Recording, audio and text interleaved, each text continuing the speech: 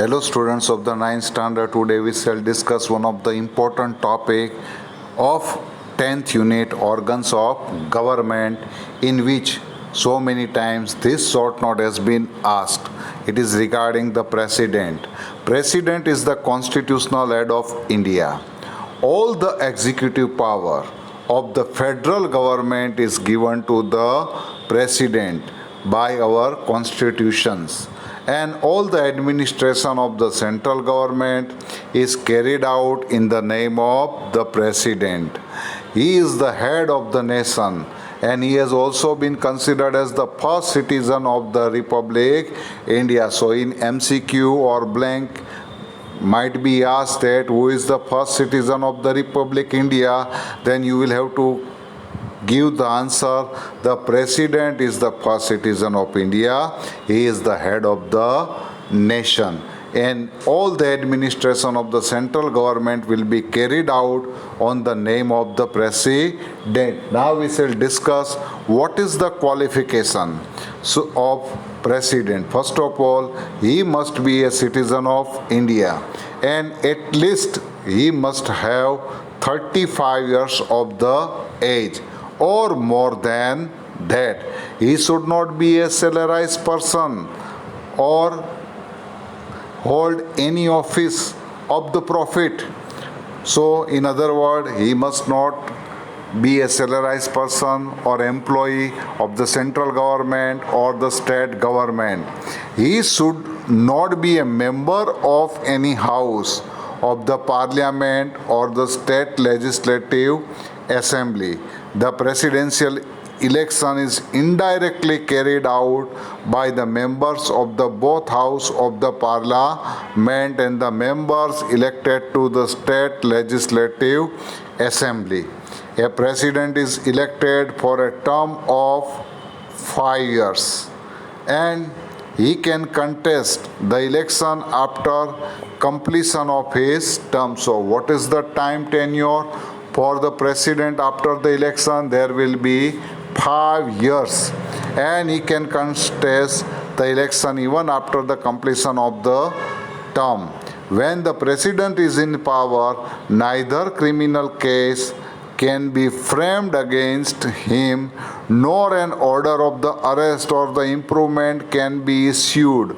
So this is the very much benefit to become a president. No criminal case can be framed against him, and at the same time no arrest or imprisonment can be issued. Now what is the function and what are the powers of the president?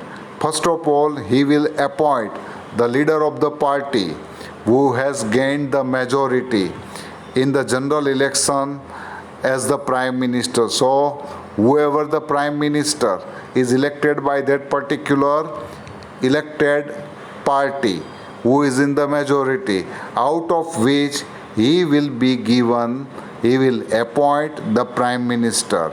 Then with the constitutions of the consultation of the prime minister, he will appoint other ministers of the cabinet.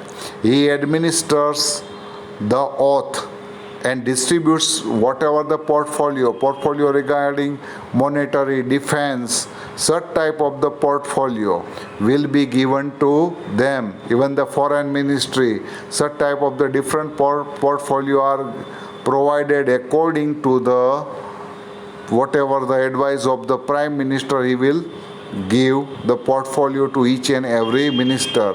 As long as the cabinet enjoys the support of the majority member of the Lok Sabha, the president cannot dissolve the cabinet. President is the head of the defense force of the country. President has the power to declare war, cease the war, and conclude treaties with other countries. So keep in your mind, president has the power to declare the war, even to stop the war, means to cease the war, or conclude treaties with other country. He appoints the judges of the Supreme Court. He also appoints the judges of the High Court, and he also appoints the head of the Defense Force. He also appoints the chairman of the Union Public Service Commission UPSC and ambassador of the various nations.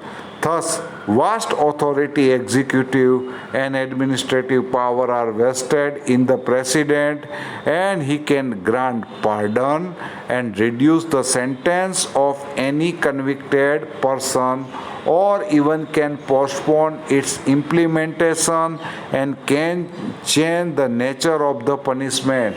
For example, any criminal who has got the punishment to be entangled, definitely if he will go for an application of the PT, then it will be dependent on the president what to do with that an application, whether to decrease the punishment or not.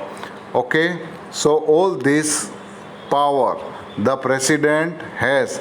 Even he also summons the session of the both house of the parliament and prorogues them.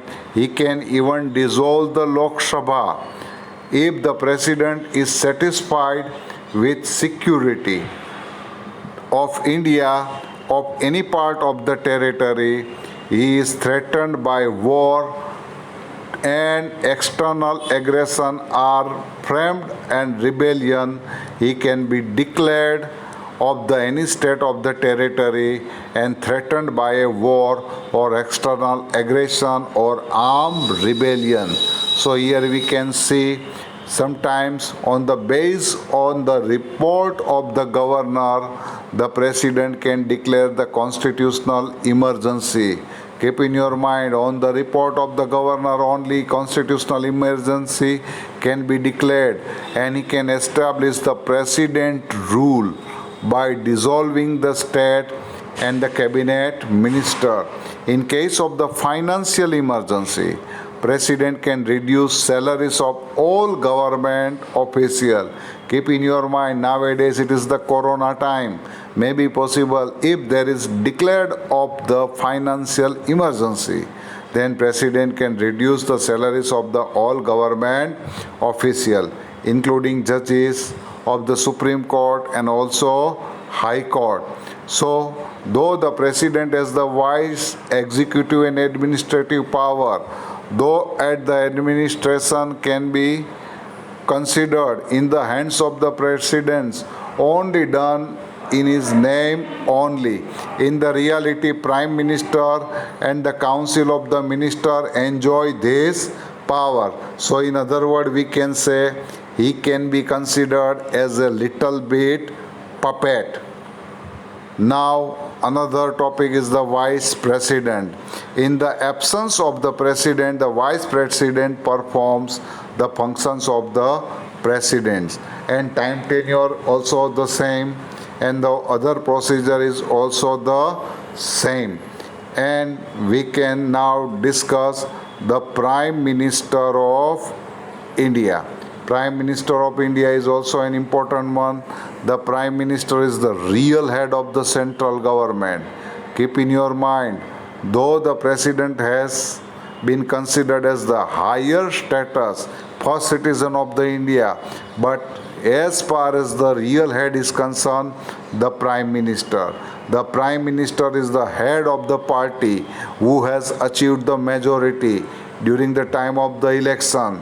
He is appointed formally by the President. Only formally by the President, it means only a formality which will be performed by the President to be appointed as the Prime Minister. The minister to the cabinets are also appointed as per the counsel of the Prime Minister. So it is the choice of the Prime Minister whom are to be appointed as the minister. He distributes the portfolio. Any ministers either to be taken, left, continued in the cabinet, everything will be decided the Prime Minister. So he presides over the meetings of the cabinet and also looks after the functioning of the various departments of the cabinet, and the final decision is always will be taken by the Prime Minister regarding any kind of the issue. That is why he takes the pivotal decision, and Prime Minister is the real head of the Planning Commission, which is known as the Policy Commission. And there are three levels of the ministers under Prime Minister: the Cabinet Minister, the State Ministers, and the Deputy Minister. Keep in your mind three levels of the minister under whom are working: the Cabinet Minister, the State Minister, and the Deputy Minister. The Prime Minister should be a member of the any one house of the Parliament. The Prime Minister are individually responsible for their minister and department. The Council of the Minister is collectively responsible and accountable to the Lok Sabha. So everything, if the Lok Sabha rejects the policy of the government on a particular issue, it is not only the responsibility of the minister of that particular subject, but the whole council of the minister must accept the responsibility of that particular issue, and they will have to resign.